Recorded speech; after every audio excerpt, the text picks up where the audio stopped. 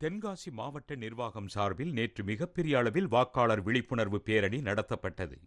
இதில் 500 நாட்டுப்புற கலைஞர்கள் மற்றும் 7000 பெண்கள் பங்கேற்றனர். இந்த பேரணியில் பங்கேற்ற பெண்களிடம் திமுகவினர் வாக்கு சேகரித்த ஒளிப்பதிவு வெளியாகியுள்ளது. இதுகுறித்து காவல்துறையினர் வழக்கு பதிவு செய்து விசாரித்து வருகின்றனர். புதுக்கோட்டை மாவட்டம் ஆவுடையார் கோவில் அருகே தேர்தல் பறக்கும் படை நடத்திய ஆய்வின் போது பிரபாகரன் என்பவர் உரிய ஆவணங்களின்றி கொண்டு சென்ற 4 லட்சம் ரூபாய் பறிமுதல் செய்யப்பட்டது. 100 விழுக்காடு வாக்குப்பதிவை வலியுறுத்தி தேனி மாவட்டம் பெரியகுளத்தில் விழிப்புணர்வு பேரணி நடைபெற்றது. இதில் மாவட்ட ஆட்சியர் சஜீவனா உள்ளிட்டோர் பங்கேற்றனர்.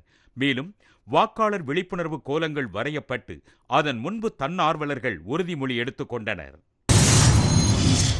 திருப்பூர் மாவட்டம் தாராபுரம் அருகே உள்ள பெல்லம்பட்டி கிராமத்தில் உள்ள இனாம் நிலங்களை இந்து சமய அறநிலையத்துறையும் வக்ஃபு வாரியமும் கைப்பற்ற முயற்சிப்பதாக குற்றம் சாட்டிய கிராம மக்கள் தேர்தலை புறக்கணிக்கப் போவதாக தெரிவித்தனர். மேலும் வீடு மற்றும் தோட்டங்களில் கருப்பு கொடி கட்டப்பட்டது.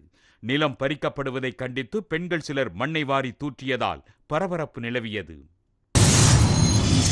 ஓசூர் அருகே உள்ள ஜூஜுவாடி வழியாக கோவைக்கு சென்று கொண்டிருந்த பேருந்தில் பறக்கும் படை அதிகாரிகள் ஆய்வு நடத்தினர்.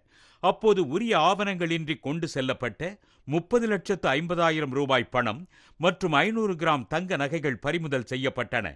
அவற்றை அரசு கருவூலத்தில் அதிகாரிகள் ஒப்படைத்தனர்.